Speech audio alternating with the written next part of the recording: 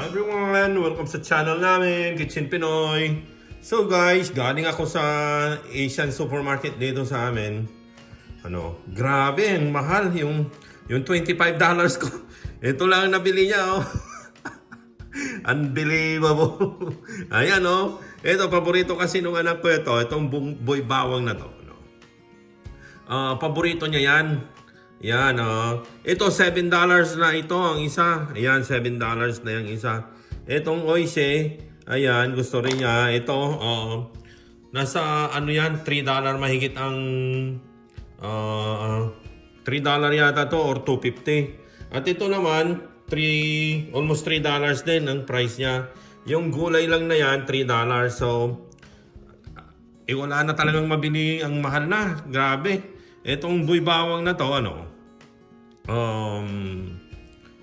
matagal lang yan, maliit pa yung anak namin. Gusto na niyang kinakain yan Na Kaya noon mura pa lang yan. Ang bili pa lang namin yan. Mga 5 years ago, nasa, I think $3 lang yan. Or $3.50, ganun.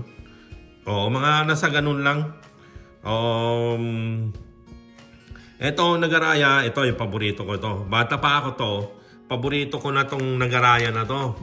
Ayan, masarap yan Ito, mumurahin lang ito noon Itong oising na to, matagal na to, meron na to Bata pa rin ako niyan. Early 80s, meron na yan. Or mga 70s siguro, mga late 70s, meron na yan Yan itong mga boy bawang, bago-bago lang yan Yan. Ito nung unang natikman namin pala, yung boy bawang na yan. Masarap yan, ang sarap niyan. Pero ayun parang iba yung iba yung mani niya. Ito yung, mani niya. Yung mais niya, cornet. Ayan yung parang buo lang na hindi na yung tulad ng dati na parang ganyan na lang yung niya. Hindi ko muna bubuksan kasi bibig ako doon sa anak ko, natin ko lang ayan. Ayan siya, ayan. Parang mais na lang ba na yung pinakuluan na hindi na yung bumubuka na At saka, pero medyo matigas na rin siya. Yung parang iba yung recipe na nila dito. Hindi tulad ng dati noon na talagang pag inano mo malambot ang crunchy niya na ang daling siyang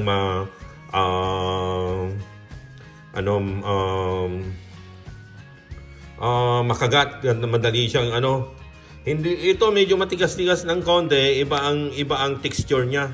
Itong na nila ngayon. Ito, walang nagbago, masarap pa rin. At ito, siyempre nagaraya, masarap pa rin siya hanggang ngayon. Ayan, naisipan ko lang na i-video to guys. Parang yung presyo dito, wala nang mabili. At saka, syempre, review na rin yan ng konti dito sa mga Filipino products natin na Ito, buy bawang. Kung nakikinig kayo dyan, padala nyo naman ako ng libreng buy bawang dyan. Pinopromote ko yung buy bawang ninyo.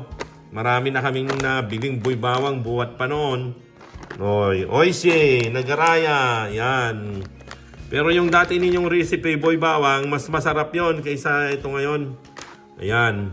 At saka yung, ewan ko ba, yung boy bawang na yan, wala naman tayo nakikitang bawang dyan. Na kahit yung garlic flavor nila, kasi chili cheese flavor to Ayaw nung anak ko yung garlic flavor, pero gustong gusto ko yon ba. Ayan. Wala na nang makitang bawang. Swerte ka na lang kung once in a million ba. may makita, kung mayroon kang makuha sa isang supot na ganito na 2 kutsarang bawang, swerte mo na Halos wala ka talagang durog-durog na sana in-expect din natin yung masarap, di ba, yung may bawang na malalaki na na ang sarap-sarap na crunchy siya. So ito, spicy flavor ito, ayan. Hindi ko matandaan kung mayroon pa nung bata ako, wala pa yatang spicy flavors yung regular lang na flavor itong oishi. Yan.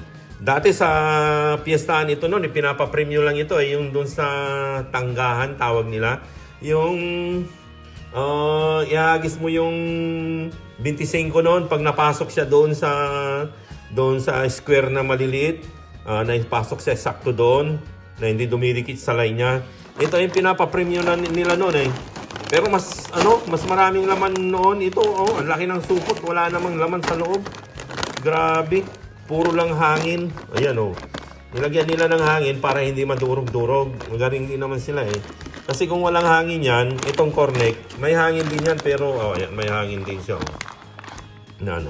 Ito wala kasi matigas naman to. Ito malambot naman to. Kailangan niya talaga yung nilagyan nila ng hangin.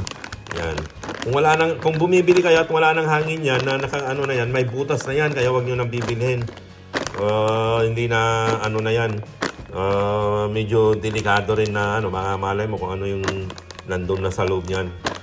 Usually yan talaga yan may hangin para siyang yan.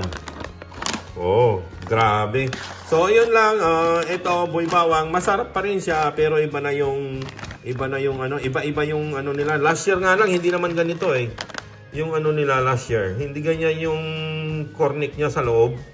Yung parang bumuka siya ng konti. Ito parang hindi bumuka eh.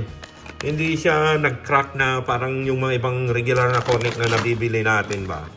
Na Yung lalagyan nila resealable. Ayan, perfect yan, resealable. At saka makapal yung plastic niyan. Ito.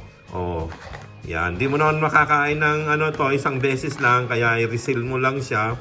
And pwede na naman sa susunod na araw at hindi lalambot yung natin, yung cornec natin. Ito, hindi siya resealable. Itong nagaraya, hindi naman nasisira kahit naka-open, itupi mo lang. So yun lang guys, yung review natin at presyo ng Filipino products natin dito sa America.